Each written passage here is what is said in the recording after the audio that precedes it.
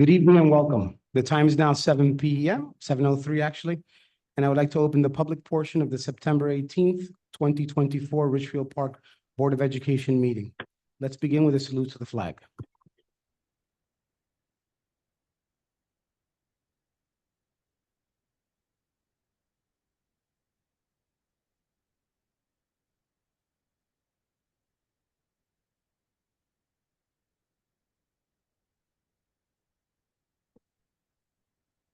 Mr. Bisick, can you please read the Open Public Meetings Act? Yes. The New Jersey Open Public Meetings Law was enacted to ensure the right of the public to have advance notice and to attend the meetings of the public bodies at which any business affecting their interest is discussed or acted upon. In accordance with the provisions of this act, the Richfield Park Board of Education has caused notice of this meeting to publish by having date, time, place, therefore posted in a Bergen Record, Star Ledger, municipal buildings, Board of Education offices, and district website. Now, the participation instructions. Public participation will be conducted both in person and virtually through Zoom. All public will be muted throughout the meeting. Public participation comments are limited to 5 minutes.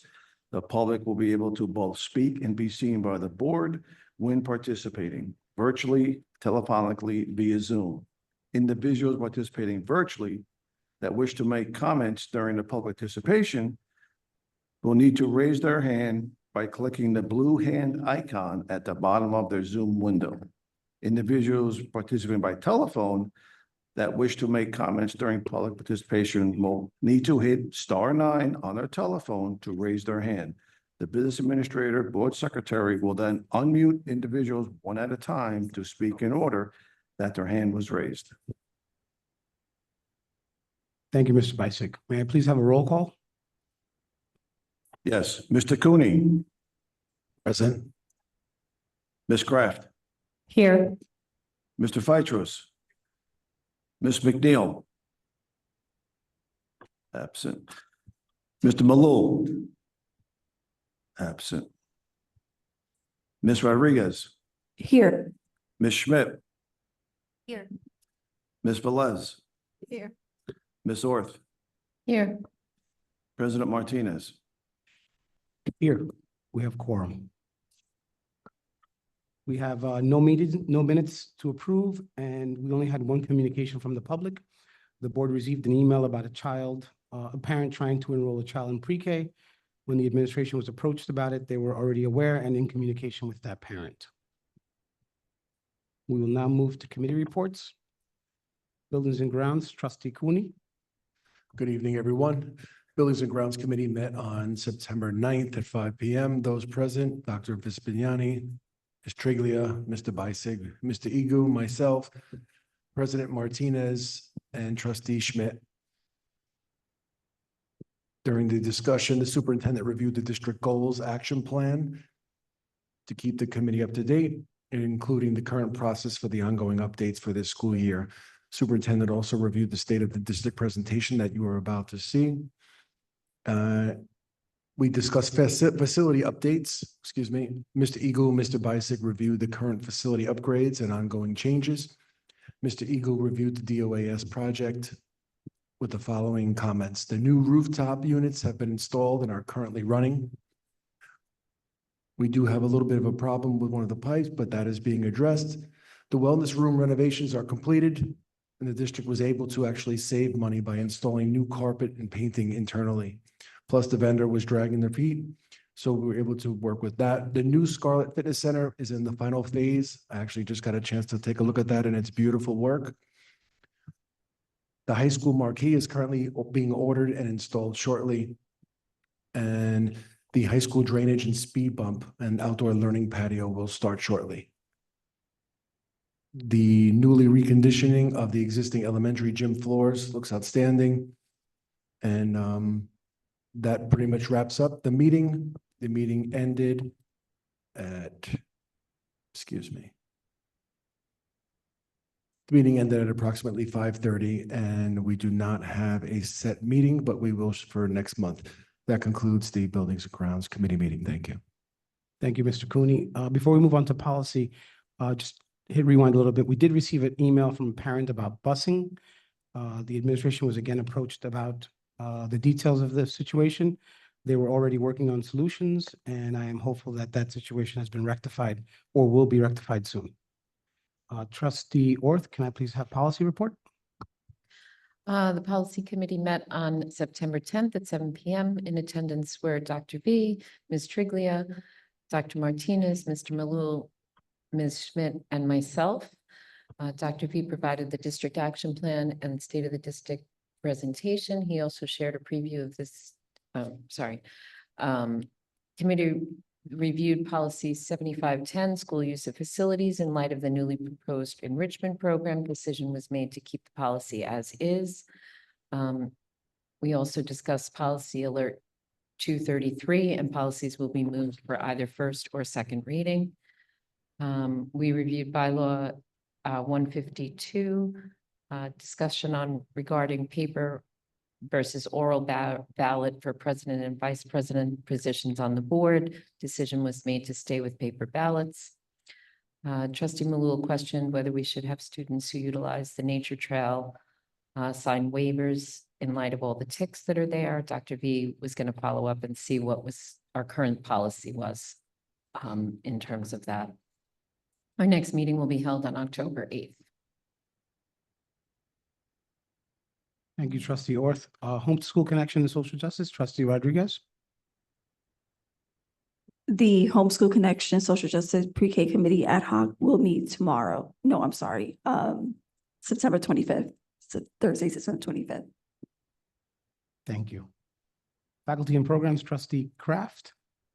Good evening. The Faculty and Programs Committee met on September 10th at 6 PM. Present were Dr. V, Ms. Triglia, myself, President Martinez, Trustee Rodriguez, and Trustee Velez.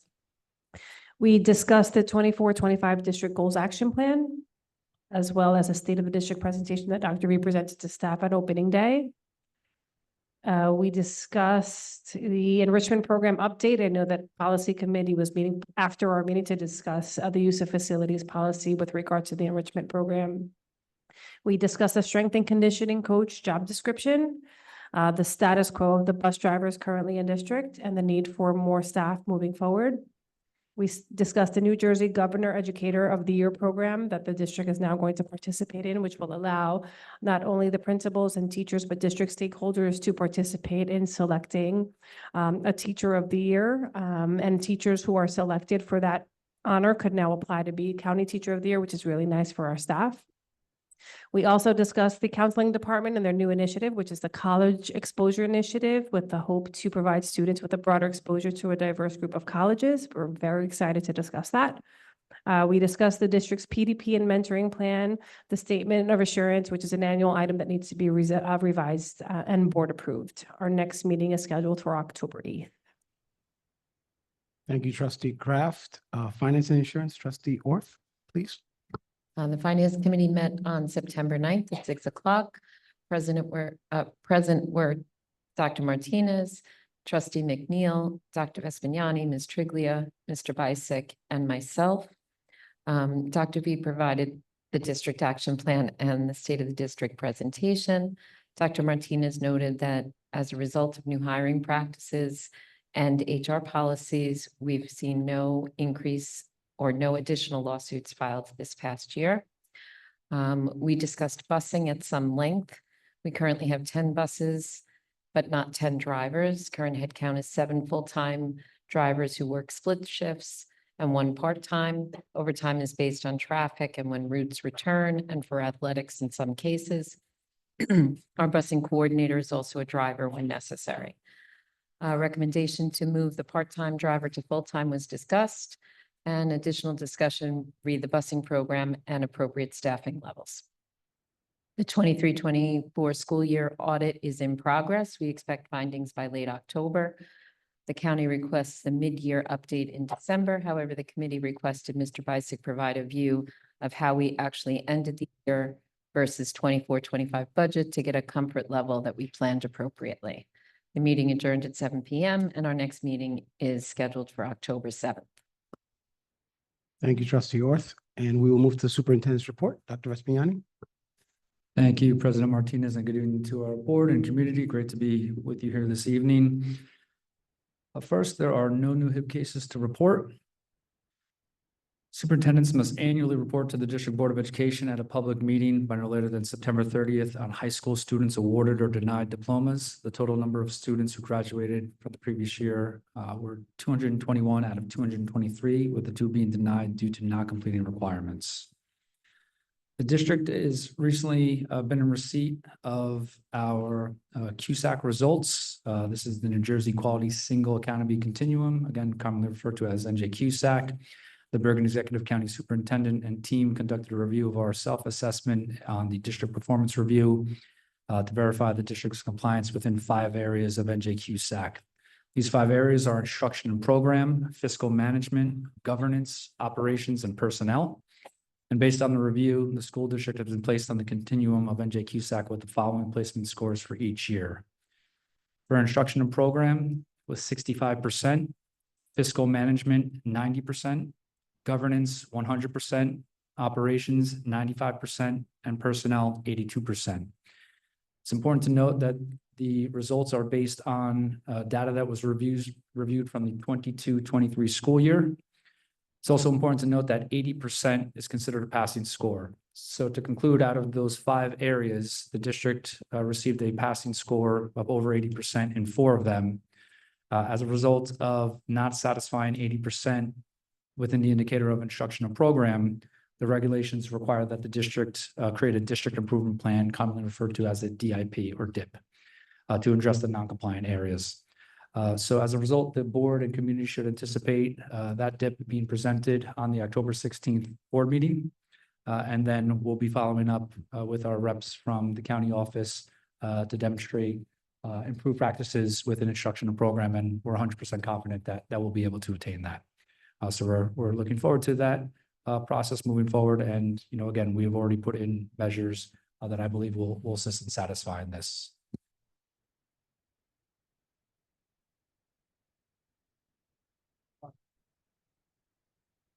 In school news, pre-K through 6, wanted to first thank our PTAs for their support in organizing so many great events to welcome back our students and staff. At Lincoln School, their PTA had their ice cream social on Saturday, September 7th, and the Better Than Broadway enrichment will be held during the week of October 7th for grades 2nd through 6th.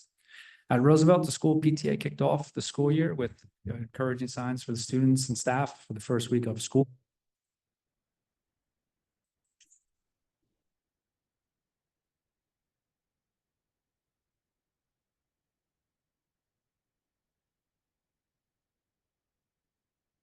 Try this one out. Try this one. Is it better? No. 4 times the charm? Yes. All right. Thank you, President Martinez. The Roosevelt School PTA kicked off the year with encouraging signs for the students and staff on the first week of school. And the Grant School PTA kicked off the year with their annual pizza and pastries in the park.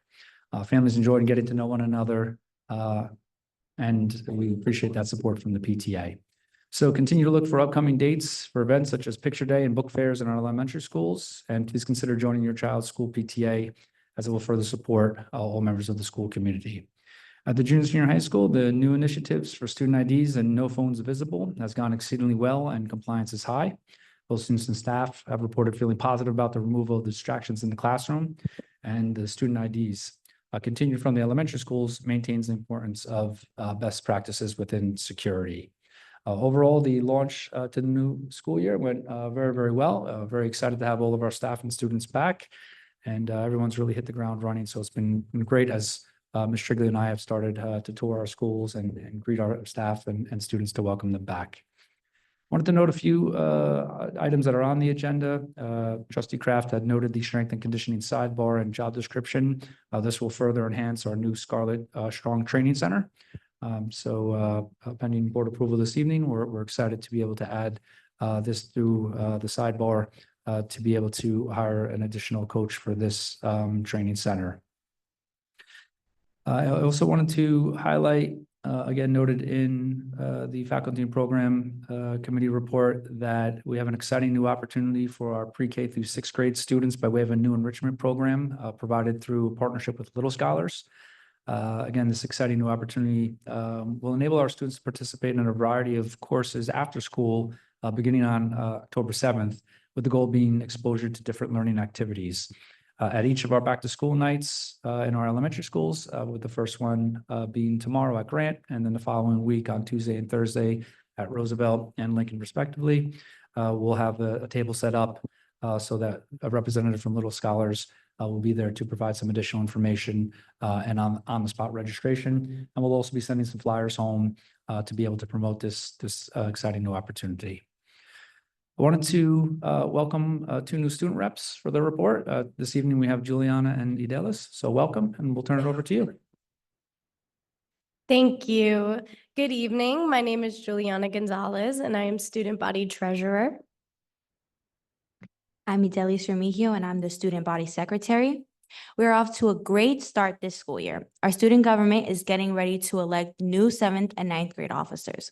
Typically, the new 7th graders, as well as the new 9th graders from Little Ferry, are given time to acclimate and to get to know their peers before the elections. The Bergen County Board of Elections has reached out to Ridgefield Park Junior Senior High School to offer a great opportunity for juniors and seniors to work on Election Day. Many of our juniors and seniors are taking part in this opportunity to be trained to work on Election Day. The physical education department has incorporated technology into all their classes. Every step gets tracked with a scanner and using their RPHS issued ID cards. The program is called Stride Track, and each student can see their stats when they download the Stride Track app or go onto the website. The goal is to cumulatively walk around the world as a school. 24,901 miles. Staff will also be getting in on the mileage to help us on our mission. This month is Hispanic Heritage Month. The Spanish Honor Society has decorated our hallways with information about influential Latinos. Additionally, there has been morning announcements daily to celebrate this entire month. Lastly, turning to sports, the fall sports season is in full swing. Our fall sports opened up the first week of school. The boys and girls cross-country team have competed in 2 individuals so far. The girls team won the division batch meet and are on their way to possibly repeating division champs. Girls soccer is off to a 2-1 start with a very challenging schedule ahead of them. They are led by captains Izzy Gamero, Juliana Lara, and Carolina Estrada. The boys soccer team started off the season 1-1 in their first week of competitive action, with one win being a 7-1 victory over Dumont. The soccer program has grown tremendously with now close to 6 student athletes participating on the team. The volleyball team is currently 4-2 in the season with a 1-1 league play. They are in a strong position for their second straight BIT invitation as well. Seniors Karel Koala and junior Rachel Maglahays are having a great season. Rachel was running for the North Jersey Player of the Week last week. The 2024 Scarlets football team started working hard in the heat of the summer with the goal of winning the IB division. They understand that repetitions with discipline and playing together will pave the way. So the Scarlets are locked in and becoming better players and teammates as they strive to reach their goal. Finally, the student body is very excited about tomorrow's pep rally.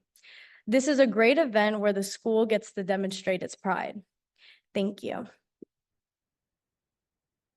I just wanted to point out, thank you for the wonderful reports. We really enjoyed it. It gives us a flavor for what's going on in the schools. I also want to invite you that if there's anything that you as student representatives, you're kind of in the same role that we're in here as a board, as elected officials. And if there's anything in the school systems that you would like fixed, made better, any programs, anything that you see at other schools, maybe when you visit them, that you'd like to bring to this district, and that you're being met with maybe the resistance of, we've never done it that way, or we don't know if we can do that. Like, the board is also a great place, great venue to come in to say, we'd like to see these programs initiated. What can we do to help us get these programs started? So feel free to come to us with those initiatives as well. Thank you. All right, thank you very much for your report. We're now going to prepare for the State of the District presentation. So if you allow me just 1 minute to pull that up.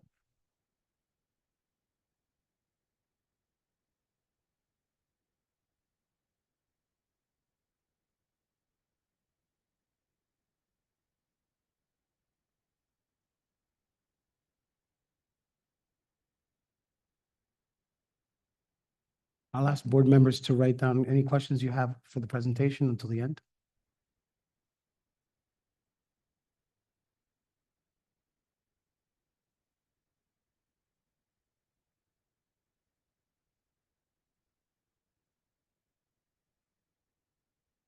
All right, so this is a presentation that myself, Mr. Bisick, Ms. Triglia, and Mr. Igu have worked on. And before I go any deeper, full credit in terms of the design has to be given to Ms. Alina Duran, who's with us tonight, Supervisor of Business, Art, Music, and CTE.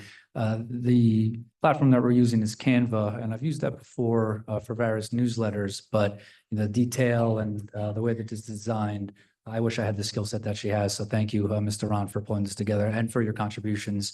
We'll be highlighting some of her great work within the CTE space on some later slides, so you'll be hearing her name again. This presentation was presented to all staff on opening day, and by all accounts, it seemed to be very well received.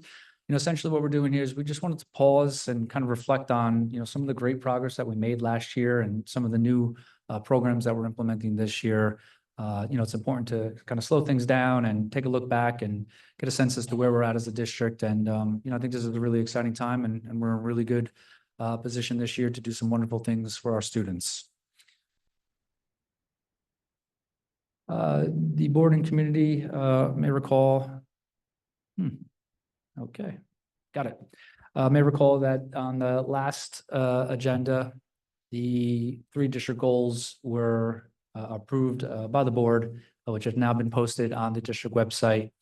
So you may recall that goal 1 was in regard to the INRS process. Staff, all staff, I should note, have already received professional development in this space by Assistant Superintendent Ms. Triglia. And in goal 2, you may recall that we are looking to enhance community engagement and perception through a rebranding initiative. Already here, we see the RP logo that Ms. Cavens had covered comprehensively at the last board meeting. And you'll see on various platforms, including, folks who are tuning in at home and see the agenda posted online. We already see that in board docs, we have this new RP rather than the scarlet, as the district is RP and the scarlet is representative of the junior high school. So we've already started, that transition with our logos. And in goal 3 was to modernize the district technology infrastructure. This relates to instruction, devices, and overall infrastructure as well. So the components of the presentation this evening fall into 5 areas, personnel being the first, curriculum instruction, followed by facilities, technology, and community engagement. Wanted to provide a snapshot as of September 15th. So just the start of this week in terms of what our current enrollment. So at our pre-K providers, we have 60 students on roll across Little Stars and the Co-op, 15 within each class. And as you may recall, we have 2 pre-K classrooms in each of those providers for a total of 4. And then embedded in the 3 elementary schools, the addition of our pre-K expansion program, which I'll highlight in some additional slides. We see those students included in those numbers. So Grant Elementary School, 220 students; at Lincoln, 341. Identical is Roosevelt at 341. And at the junior high school, 1,153. So currently on roll, we have 2,120 students. I also wanted to provide a snapshot of our current staff. So certificated staff, we have 283, and non-certificated 150. So you see the total there. By certificated, this is implying those who are required to work on an NJDOE certificate. As examples would be teachers, school nurses, child study team members. Non-certificated staff would be inclusive of teacher assistants as an example. So those individuals who are not required to work on a certificate by the NJDOE. I wanted to just pause and take a look back at some of the either reinstated positions or new positions that we've been able to add at the board's support. And this includes the operations manager, director of early childhood. I had mentioned earlier the supervisor of business, art, music, and CTE. In June, we have added the supervisor of elementary education. We have our preschool instructional coach providing our staff members at the pre-K level with additional support. We have increased our pre-K expansion, so naturally we have to staff that through the pre-K aid that we receive. So we've added several preschool teachers, ESL teachers. We added 2 to the budget from the previous year. As you may recall, we've expanded our special education classrooms, inclusion and autism. We reinstated the student assistance coordinator, commonly referred to as a SAC, school psychologist, school counselor, and district maintenance. There's a few things to add here. All of these positions greatly support our students that we're all experience, and we're confident over time the student performance. And in terms of personnel, last year we had developed really solid hiring practices so that there's not only consistency across all schools and departments, but also that those who are applying for positions are treated in a fair, equitable manner, and I would argue a very thorough interview process that they go through. So it's important to note, that we made a lot of progress in terms of the area and personnel. These are some additional services to support our valued staff members. So Frontline Education is a technology platform that we already utilize, but we are adding 2 new features this year. The first, very shortly, we will be launching Frontline Central, which is, think of it as a confidential electronic personnel file where staff can interact with the central office, mainly the business office, and HR to submit forms that they may commonly need access to throughout the year. This would include course approvals, field trips, professional development. So, gone will be the days of hard copies being sent into office or scanned via email. Everything will be housed electronically and routed to the appropriate contact within the central office. So this should really facilitate communication, again, between our valued staff members and our central office team. Also within Frontline, we're going to be launching a new time and attendance for timesheets. So this will be a much improved platform so that we are not sending in hard copies signed by the appropriate supervisor. Again, it'll be electronic and will naturally then link directly into payroll. This is an important feature because it minimizes an opportunity for human error and ensures that we should be able to process these in a timely manner in accordance with each board agenda. Naturally, with any technology platform, we ask for patience as we roll these out. It's not uncommon to have a few glitches from the onset, but I'm confident that we'll be able to rectify them and get these operational in a smooth manner for this school year. Safe Schools is replacing the Global Compliance Network. We utilize this platform for state-mandated professional development for our staff. And EduStaff is our new sub-vendor. Community members may see the signs across the town and definitely on our school properties. So if anyone knows someone who's interested in substituting, please have them contact EduStaff. Our district subs have now been moved over to become EduStaff employees. The goal here being to increase our fill rates. By fill rates, I mean when we have, for example, 10 staff members out, if we only have 4 subs to cover, then our fill rate is 40%.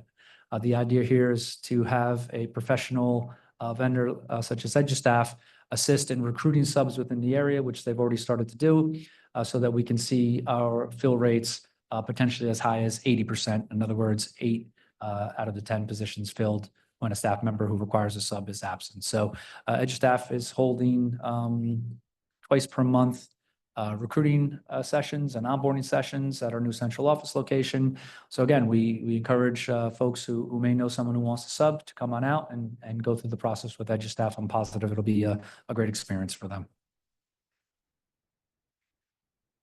Wanted to thank in advance Ms. Triglia for her work in the C&I space, curriculum instruction. iReady is a new technology platform that we're using for diagnostic testing for our students to give us, informative data that we'll be able to use to best support each individual child and send them on their own trajectory.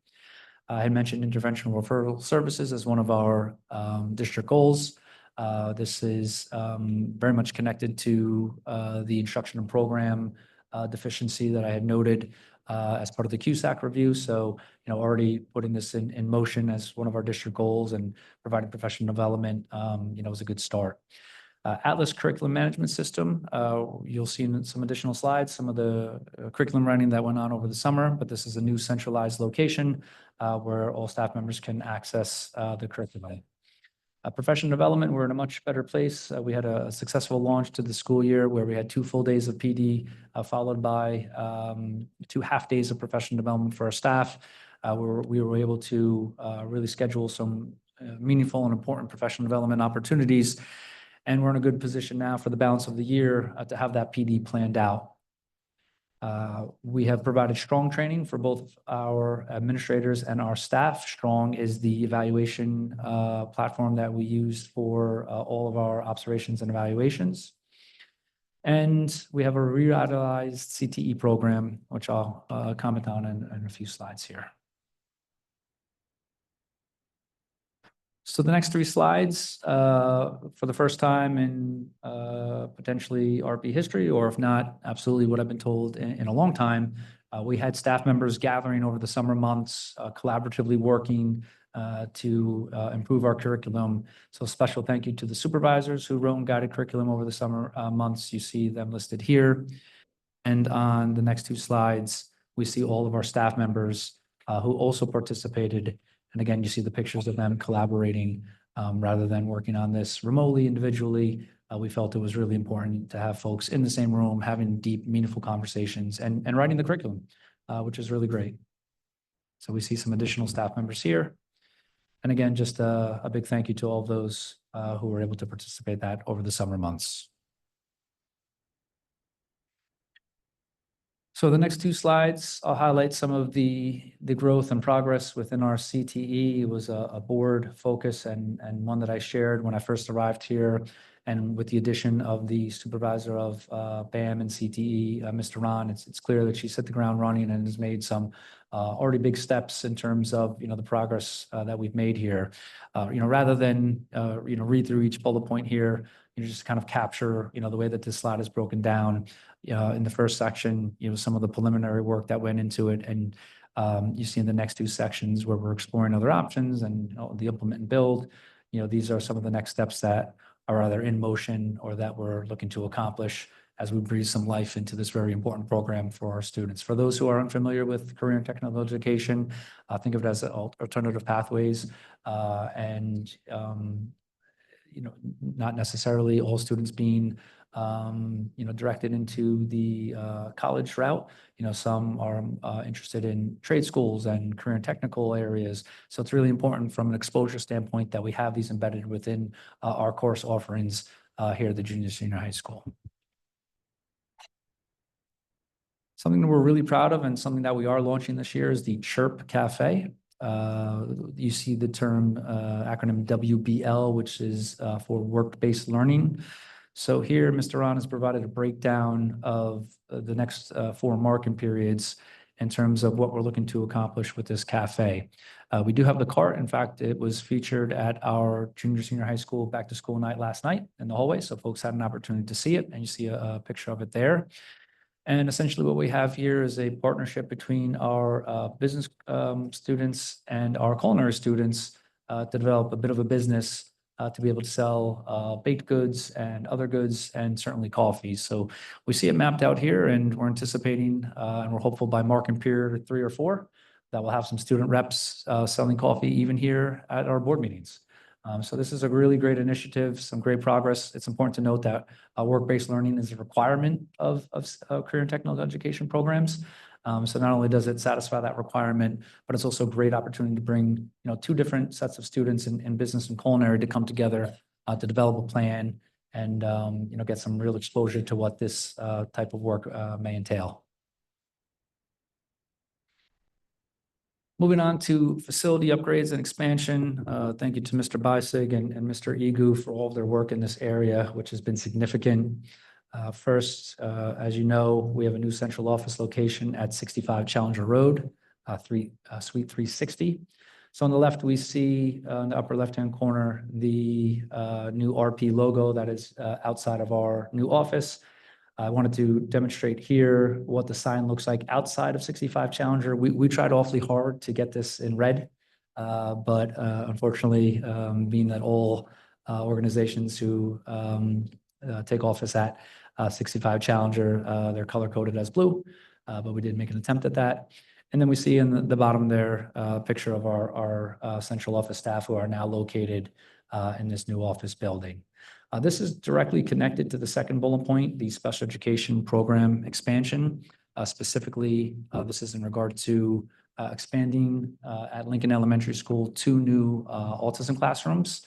It's really important to note that by clearing out the space at Lincoln and by clearing out some space in some other buildings, essentially creating a true centralized office at 65 Challenger, we've been able to not only expand these programs, but generate significant cost savings. Specifically, rather than sending students out for special services, we were able to keep those students in, or in some cases, bring students back. And by doing so, we are estimating that over the course of the next 4 years, and I use that 4-year number because you may recall the lease at 65 Challenger is a 4-year lease, the district is saving approximately $500,000 per year, so $2 million over the 4 years. More importantly, we're educating students within their home district and providing excellent services to them. So we're really proud that we've been able to accomplish this. You know, it was a long time in the making with many conversations. Thank you to the board for their support, but it's been really great. I visited those 2 new classrooms just this week, and it's really great to see a vision come to fruition. I wanted to pause and also comment on our pre-K expansion. You may recall that last year we had 5 classrooms, 4 in our 2 providers and 1 at Roosevelt. Within 1 year, we were able to double that. We now have 10 classrooms with the additional 5 all being added within our elementary schools. This came by way of deep conversations in terms of staffing and certificates and space. So what we were able to do here was double our pre-K classrooms. And we're continuing our expansion and looking at ways into next year in cooperation with our director, Ms. Costello, to be able to provide tuition-free pre-K for all families within the district. But this was a significant step in the right direction. Now in each elementary school, we have 2 pre-K programs as part of this expansion, which works very, very favorably for placing students within their neighborhood school. You'll see on some additional slides here, we were able to replace floors district-wide. And, you know, you might kind of say, well, you know, floors, you know, they're nice to have, but boy, do they really pop. And you'll see that on the next slides. I mean, what a difference new flooring really makes. Also, some refurbished gym floors you'll see with the new district logo. I'll be sharing a slide on the Roosevelt School roof. And then the rod grants, the HVAC upgrades, these are in progress, and we're hopeful that we'll be able to accomplish them, you know, definitely for the new school year. So on the next few slides on the left with the black outline, you see the previous picture, and on the right in the red outline, you see the new flooring. And as I shared, I mean, you can see the significant difference. You know, when I first arrived and I toured some schools, I was really surprised at the quality of some of our flooring and some of the need to redo them, not only for a compliance perspective, but also just for, you know, providing a comfortable, safe environment for our students and staff to teach. So you see here some pictures of shared spaces, but also some classrooms. And as I indicated, you know, it really makes a difference. And I'm very pleased to be able to welcome our staff and students back in, you know, these types of settings. Similarly here, you see refurbished gymnasium floors, and you see the new logo. So in all of our 3 elementary schools, we now have the new RP logo. And again, what a difference makes. You know, anyone has a chance to come visit at some point. You know, the pictures, you know, don't really do it, you know, all the service. So, you know, the full justice here, because when you actually see them live, I mean, it really makes a difference. Here's a before and after of our Roosevelt roof, which needs to be repaired. And at the junior, senior high school, we see, you know, some various items here. We've made some significant upgrades to our facilities, really wanted to make the junior, senior high school the flagship of the district, really make it a place where families want to move into town to take advantage of some of the great facilities that we're adding here. So we see hallway floors. We have a picture of our new wellness center, which is fully operational. New furniture for our business classroom as part of our CTE initiative. The academic wing HVAC upgrades, so soon, board meetings here in the CAF. Once we get to the point with the ROD grants, we should have some AC in here, but the academic wing is now outfitted with upgraded HVAC. In progress is the Scarlet Strong Training Center or the Performance Center. Patio outdoor learning space is up next, where we're going to be putting in a new patio with tables and umbrellas for students to eat lunch or for outdoor classes. In the front, and you enter the school, we're working on putting in the new speed bump and new drain so that there's not sitting water. Also a new marquee, electronic sign. So a lot of great upgrades here. And here's some before and afters. On the left, again, over the blackout line, you see the previous auxiliary gym, which really wasn't used as comprehensively as we may want. And here we have the kind of the bones of the new Scarlet Strong Training Center. On the right, you see the rendering for what it will look like. So what we're accomplishing here is taking what I would refer to as a weight room in the field house in one of the locker rooms, which isn't ideal, and making it accessible here within the building for all of our students. The flooring is set to be put in over the course of the next 2 weeks. And because we're having the equipment customized with our new logos, it's taken a bit of time to make sure that that's done with accuracy, but we anticipate that this will be fully furnished in October, and the board and community should anticipate a bit of a ribbon cutting, something we're really, really proud of and exciting. And, as we host various activities within our gymnasium, I think this is going to be really something that, again, pops, and, for visiting teams, I think it's something for us to be really, really proud of. And this is where the new strength and conditioning coach would be working out of to provide great services, not only to our student athletes, but for those students who may wish to begin to focus on athletic performance. Here we have our new wellness center. This space was previously used for administrative offices, so we've been able to clear that out. We see the sign on the left, Wellness Center. Ms. Cavens had, through her budget, had purchased signs throughout the building, which is really great and really creates some consistency to demonstrate where all of our rooms are located. We had new doors placed in. They look great. And then what you see here is the front part of that office, where we have some seating areas, some resources for students and families, and in the back area is a space for counseling. In this room, we will have our student assistance coordinator, our SAC, as well as our social worker, who also have office space in there. We have already developed a system where students must check in first with the guidance department in order to attain access to our new wellness center. So again, really proud of this thought, this idea, this vision to come to fruition, and we're confident it's going to really benefit our students. Here's some upgrades to some water fountains. So again, on the left and then on the right, you see some of the upgrades there. Here we have the HVAC project on the roof here at the junior high school that I mentioned earlier. So again, on the left, you see the previous, and on the right, we see the new. On the left, you see our business and robotics classroom, and on the right, you see the rendering. The furniture has been ordered and is set to be placed very shortly. So we're excited to further support our CTE revitalization. And in terms of technology, we have made some significant progress in this area to, really make some comprehensive infrastructure upgrades phased in through various, years, as well as from a budgetary perspective.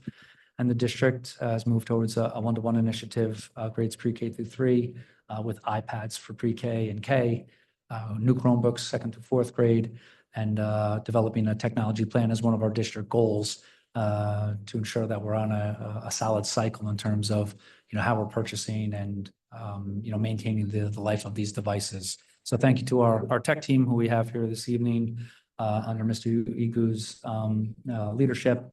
So thank you to John, Ricardo, and Chris for all their hard work within this space. And then lastly, in community engagement, again, one of our district goals is the district rebranding. Part of this will also be our mission statement. So we'll be looking to tap into our school community to assist with that process.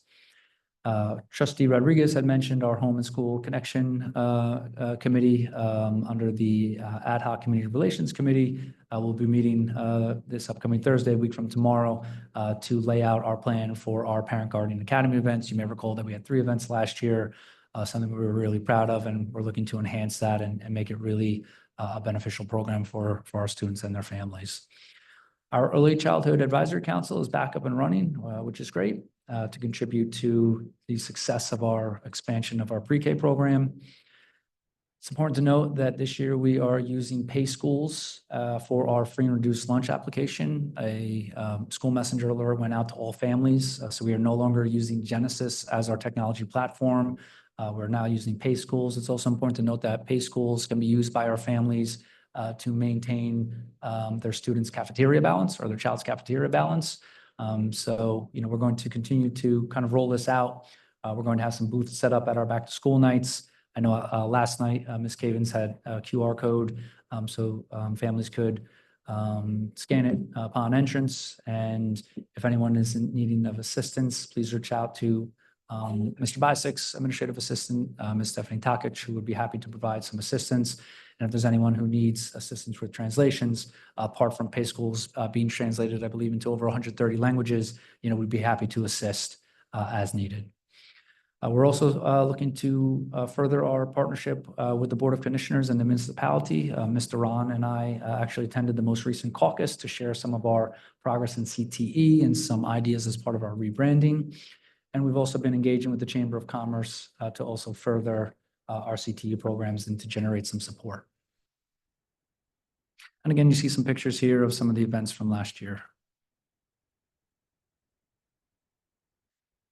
And that concludes our State of the District presentation. I hope that you found it beneficial to kind of pause and really demonstrate some of the great progress we've made. Again, thank you so much to our board and all to those who contributed to this program. As a district, we are in really an enviable situation here where we not only have full support of the board in terms of doing what's best for our students and really enhancing the approach that we're taking to improve the student experience and performance. We have a united board who fully supports this vision. And, that doesn't necessarily happen in every district. So we are in a really good place this year. I think, some of the things that we're implementing this year are well on their way, and we're excited. It's a great time to be here in Richfield Park, and I think we're well on our way to improving things. So thank you for your kind attention. I'm happy to open it up to any questions or comments from the board or from our student reps. We'd love to hear any of your feedback if there's any, and we'll go from there.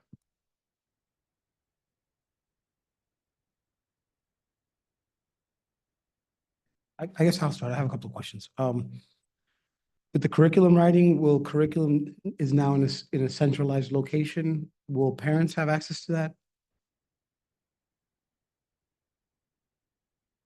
Yes, we're still in the working stage of making sure everything is streamlined before we make public access. But yes, that will be available to parents. Right now, our existing curriculum is still online. With the Chirp Cafe, will the kids learn bookkeeping? Mr. Ron, do you have information on this? Would love to have you come up, get a little FaceTime with the board and community. If you have any information on that'd be great.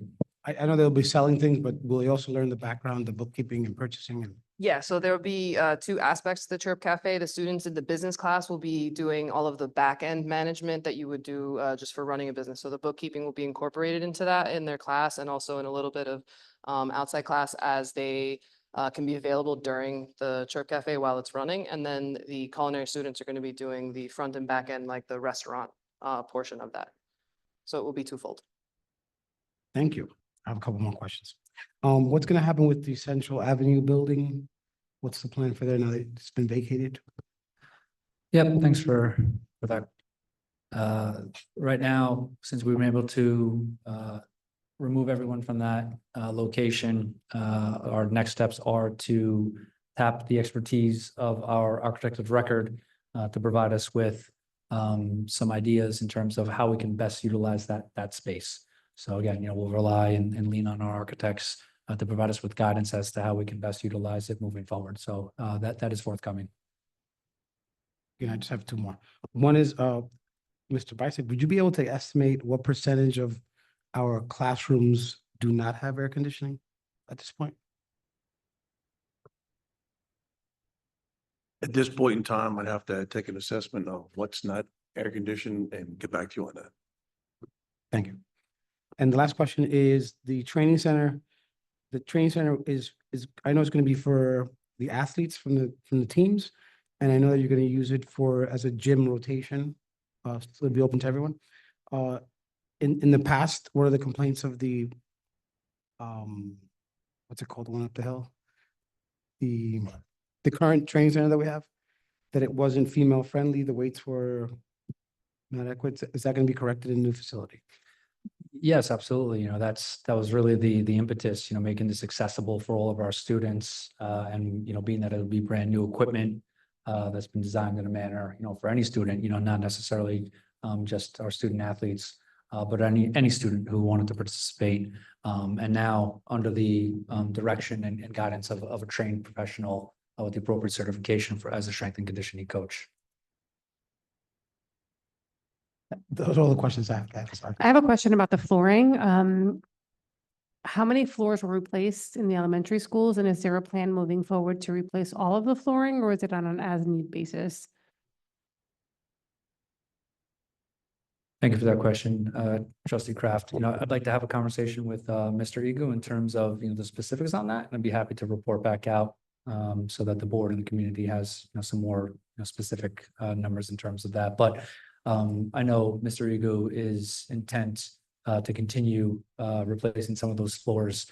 Again, not only from a compliance and safety perspective, but also just, from an aesthetic perspective as well. So that's something that he's absolutely monitoring, but, specifically, I'd like to just tap into his expertise and get back to the board.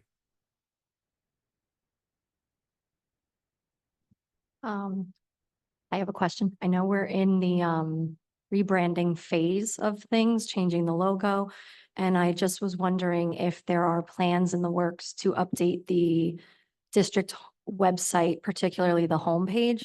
Obviously, the Scarlet Bird I know needs updating to the correct one. But particularly also the photo of our main district page is, in my opinion, kind of lousy. So I was wondering what the timeline looks like to update the website a little bit.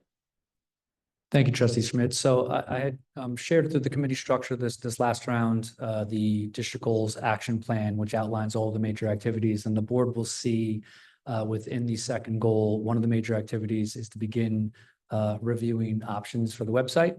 So it's not necessarily that within this year we'll arrive at that and a full update to the website, but that is absolutely something that's part of our plan and something that we're going to be turning some attention to, because I would agree, it's not very user-friendly. It's not a lot of real estate on there to place items. It's a little bit clunky, and actually we want to have that, easily accessible and easy to use for folks who may want to interface with the district in that manner.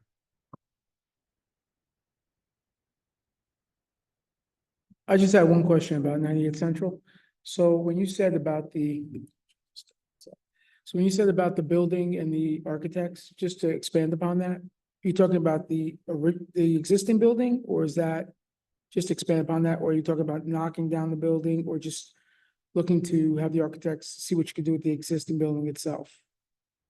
Well, I would say we're going to rely on their expertise to provide guidance as to what should be done with that whole space. But, ideally, we'll allow them to give us guidance in terms of the existing space as to how it can best be utilized. But we're going to take their recommendation and we'll ask them to provide with a couple different rationales and a couple different options as to what that might be best used for.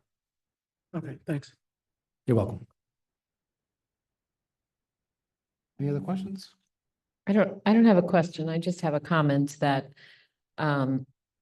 seeing this all laid out as a state of the district and the progress that we've made, acknowledging that we still have a long way to go, it explains a lot to me as I have met with people outside the district who previously I would say that I was on the board in Ridgefield Park and I would kind of get oh, I'm so sorry for your situation.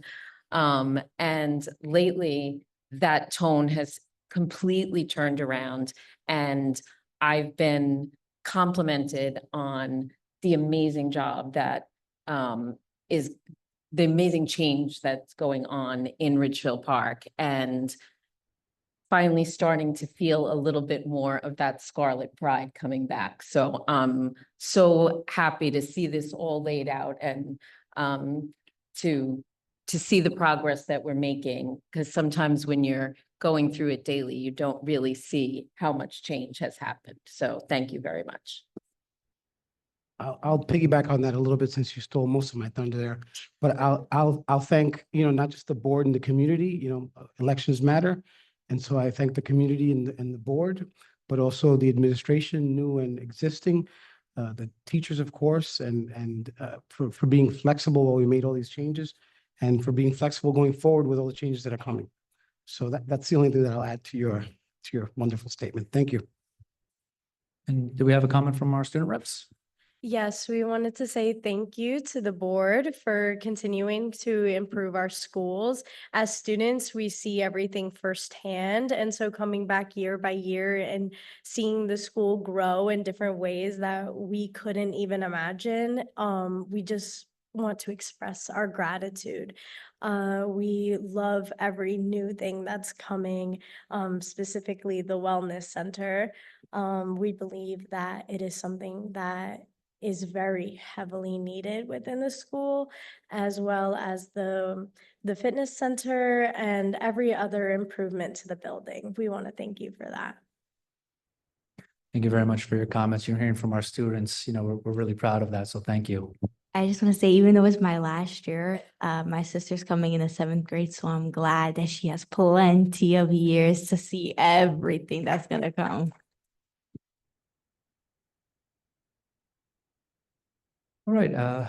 Again, thank you for your comments at this time. This concludes my report, so I'll turn it over back to President Martinez, but I wanted to excuse our student reps. Thank you so much for being here with this evening. I'm sure you have other matters this evening, so thank you.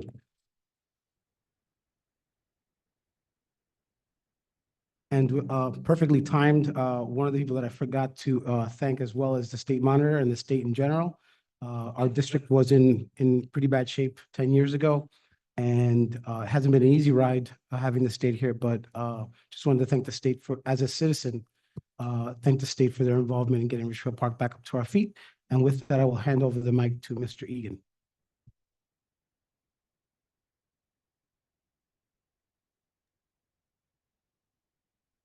Thank you. And before my statement will be brief, but it's very tough to come after a presentation that we just all went through. It's great. So just to be short, I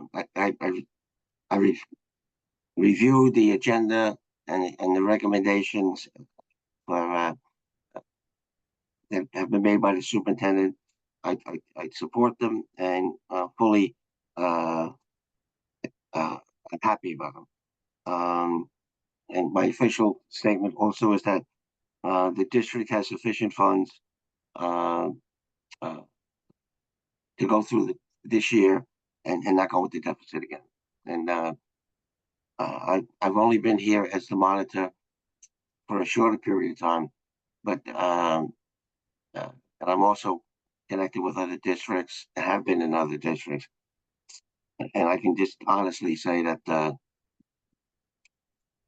the advancement and what this district did is remarkable. And I've passed that on to Trenton also. So congratulations to the administration and to the board.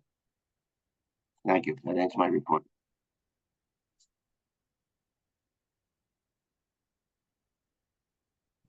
Thank you for that, Mr. Egan. We will now listen to citizens' comments on agenda. Sorry? Yeah, please. Do we have anybody to elevate?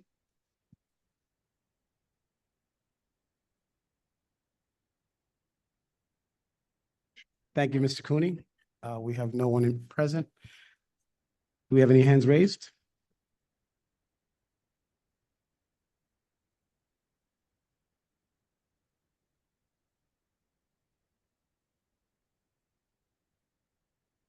Ms. Leth?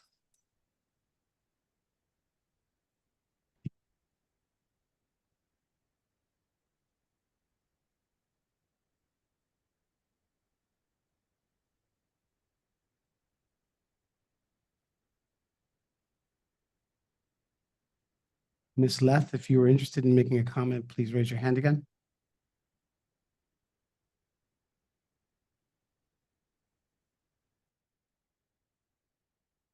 Okay, I guess we will close public comments on agenda. Have a bunch of names there, but no hands raised. Okay, we'll move on to our agenda items. Trustee Orth, would you please move policy and regulations 901 and 902? I so move policy 901 and 902. Can I have a second? Second. We have any questions or comments on policy? Seeing none, can I have a roll call? Yes. Mr. Cooney, Yes. Ms. Kraft, Yes. Mr. Phytros, Mr. Rodriguez, Yes. Ms. Schmidt, Yes. Ms. Velez, Yes. Ms. Orth, Yes. President Martinez. Yes, the resolutions pass. Trustee Kraft, can you please move faculty and programs 1001 to 10.11? Sure. I make a motion to move 1001 to FP 1011. I second. Do you have any questions or comments from the board?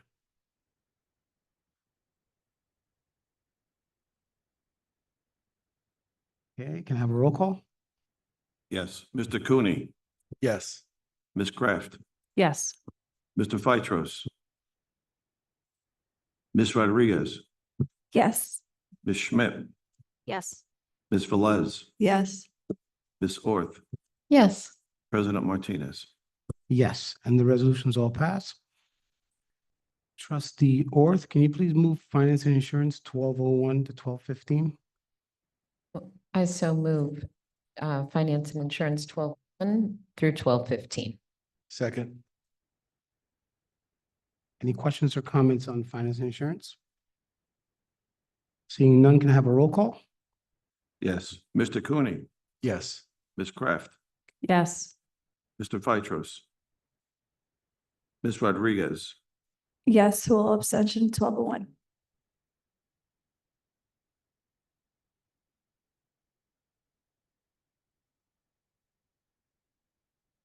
noted. Ms. Schmidt, Yes. Ms. Velez, Yes. Ms. Orth, Yes. President Martinez.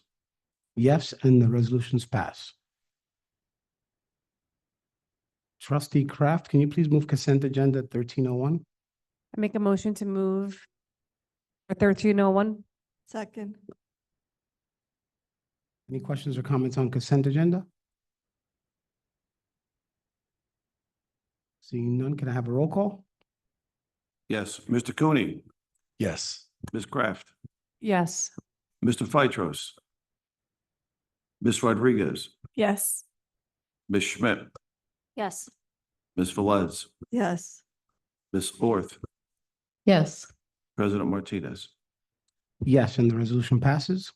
Trustee Kraft, while we're at it, would you please move personnel 1401 to 1413? I make a motion to move P 1401 to P 1413. Second. Where I ask the board for comments, I'd like to extend the board's gratitude to Ms. Noonan, Ms. Donna Noonan, for her long-term service to the children of Richfield Park.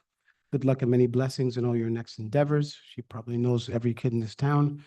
Also want to welcome teaching assistants, Ms. Rose Interona and Christopher Quintas. I'm sure you'll find Richfield Park's children, parents, and your coworkers to be wonderful and worthy of your skills and talents. Do we have any other comments or questions from the board on personnel? See? Sorry. Ms. I Schmidt? just wanted to say, congratulations to Miss Noonan. And I'm sorry she won't be riding on the bus anymore because she was my daughter's bus driver. And I look forward to seeing her every day on the bus, but good for her.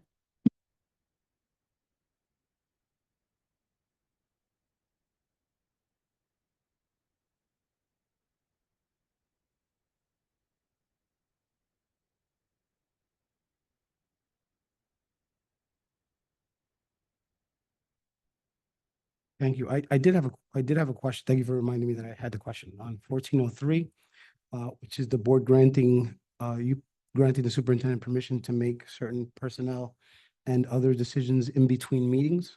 And just to be able to give the public a little clarity on what that process will be and where the guardrails are to that process. Thank you. Happy to do so. So the idea here is for emergent personnel related needs. So the idea is not, big ticket items, new positions, job description, things of that nature. Those naturally be processed through the personnel committee. The idea here, and to provide some context and some examples, in between agendas, if we have a student who needs to go on home instruction and we need to immediately enact that, then that would give me the authority to do so and begin that process. Another example would be if we have a staff member who needs to go on an emergency leave. And as a result, as an example, we can cover that internally through 6 class assignments rather than have to wait until the next board meeting. This would allow me to grant approval to begin. As the resolution reads, it's important to note that it still requires board approval. And as I've always done, this would be first a conversation with the board president, but also anything that is initiated in between agendas would also then be shared with the personnel/faculty and program committee so that they are aware prior to the agenda being released. So, it's really beneficial. It's going to be great for our students and our staff in terms of being able to implement emergent needs. Someone on the spot in between agendas. And again, we'll be sure to follow up so that it's actually documented on an agenda and processed through the appropriate committee. Any other questions on that?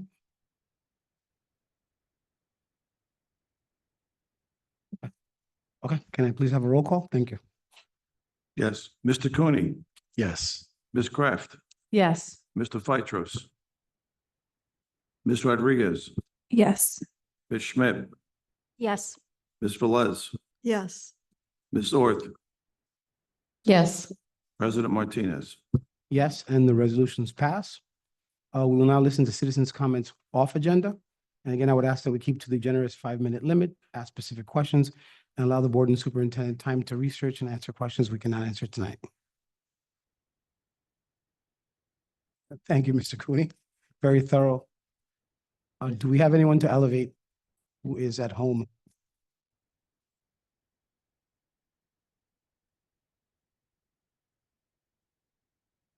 We have a hand raised.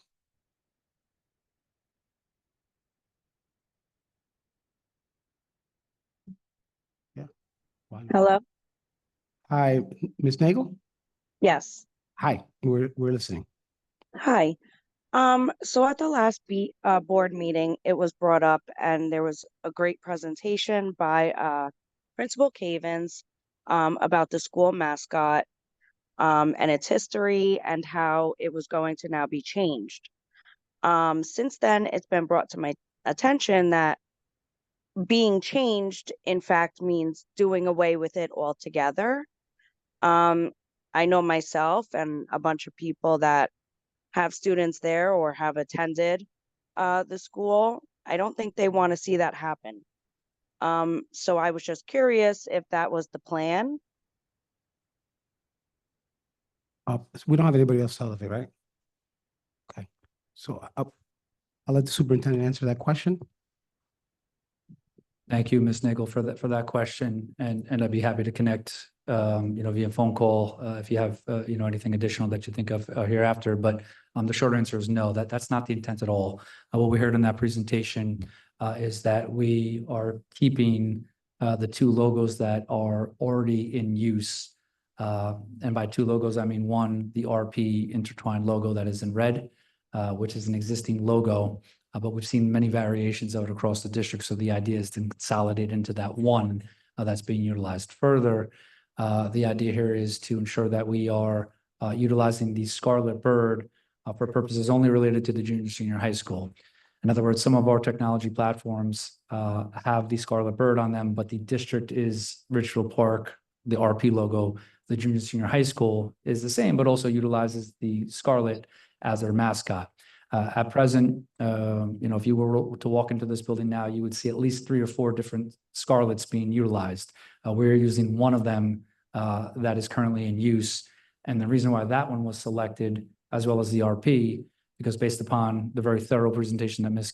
Cavens had provided, the board and community, we see that those are the ones that history denotes having been, the original. So, we're excited for this rebranding, but again, I hope I've answered the question. We are not doing away with the logos as a whole. In other words, the junior, senior high school is not going to become a different mascot. It's going to remain a scarlet. It's just the design of that scarlet is going to be based on what the history tells us, and similarly, the RP logo as well. Ms. Nagel, if I can just add to that, I invite you to watch the meeting. The last meeting is online on our YouTube channel, and you can see the presentation by Ms. Cavens, where she actually speaks about the history of it and why that bird was rechosen to be distributed across the district. Hope that answers your question. You have anybody else to elevate?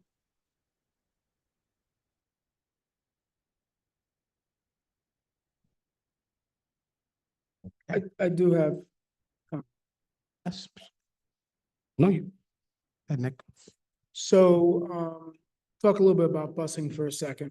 So there was an issue that was brought to Transportation Committee in Lowell Ferry about an incident that happened earlier in the school year, where a student from Lowell Ferry that goes to the high school here was missed I guess there's two buses, a Lowell Ferry bus and a Richfield Park bus, both going to the same school. And it's a shared time student, midday, and this child missed the Lowell Ferry bus. Totally the child's fault, we understand. Lowell Ferry bus left and tried to get on the Richfield Park bus and was not allowed on the bus. For whatever reason, we're not clear on what the reason was. However, be that as it may, Lowell Ferry bus turned around and it wound up the child missed about an hour and a half of educational time getting back to school. We didn't find out about it until Thursday's meeting at our Transportation Committee meeting with the superintendent, and which wound up asking a few questions. One, with all this technology and stuff, things happen, which precipitated the questions, why wasn't the child allowed on the bus when the bus is coming to Richfield Park, where the student is coming to anyway? Secondly, why are there two buses going to the same school to pick up students that are coming to Richfield Park? So our committee asked the superintendent to look into this and get some more information, as we feel that we found out what other send and receive districts do. And we see that this is a responsibility that the district that they're going to there should all be one bus. There shouldn't be two buses. So we know that there is some other stuff that the administrations are working through with busing. And what we're asking as a board is we asked our superintendent, and we're asking for the two superintendents to work through this process to get this answer straightened out. Because our questions are next is, what's next? Is it the softball team needs two buses? As crazy as that sounds, Lowell Ferry kids get on one bus and the Richfield Park kids get on another bus to go to sporting events, go to class trips. I know that sounds somewhat ridiculous, but that's the question. I mean, when the kid can't get on the bus, we have phones, we have two-way radios. How a child misses an hour and a half of school, in this day and age, it shouldn't happen, right? Whatever the case may be, we should be able to triage that issue immediately and get the child here, not miss an hour and a half of school. That's our committee's position, and that's what we've charged our superintendent to figure out. And we want these two superintendents to figure this out ASAP and figure this, this is not, we don't have just one or two kids coming here. We have over 250 kids coming here. And with the tuition that we're paying and everything, I'm just passing along the message from the committee and from what the board wants to have the two superintendents work through, is to figure out this out and then figure out if there's a path forward from there. And we can somehow work together after that to work together on saving some money in some other routes, so be it. And if not, that's fine too. But whatever the case may be, the midday routes need to be figured out, and that's not a board issue. We don't run it on our end, and we feel that the superintendents need to figure it out fast. I don't think it's. Mr. President, just be clear, that was this year, right? Meaning within the past 2 or 3 weeks this happened? Oh, yeah, this is Okay. just in the past few weeks. I wouldn't bring it up if it was last year. This is not, happened just recently. Thank you, trustee Phytros, for that comment. I'd like to spend some time researching a little bit more about that particular incident. I'll be happy to speak with our busing coordinator tomorrow, so I can be briefed on that. But yes, I've been in contact with Superintendent Parapato, and we have had some, development by way of a shared service agreement between Little Ferry and Richfield Park, which would not replicate that of previous agreements in terms of the financial piece, but to your point about common routes where we could both benefit. So in fact, through the finance committee, this was processed as a talking point. So I did share this with the appropriate committee structure. And in fact, through legal, we drafted a potential shared service agreement. Little Ferry needed a little bit more time to just review that and digest that, understandably. But this is based upon what they had proposed, and for the most part, it seems that, both districts are in agreement. But naturally, we're going to want to process that through the committee structure, and I know that this committee and the board is ultimately anticipating an agreement, to be proposed for the next agenda. So yeah, we're on it. It's something that we've had some initial conversations about, and I'm confident we'll be able to sort something out. Okay, and nobody's aware of this student being, you guys don't know anything about this student issue, or it's not anything, this is, if it's not to your knowledge. Yeah, I'd have to get further information from our busing coordinator as to what went awry. If you could do that and get back to Mr. Parapano, because our committee would like to have an answer from Mr. Parapano. If we could get that straightened out, that'd be great. You got it. Okay, thank you. Thank you, trustee Phytros. And with that, may I have a motion to close the meeting? Make a motion. I I'll second. second.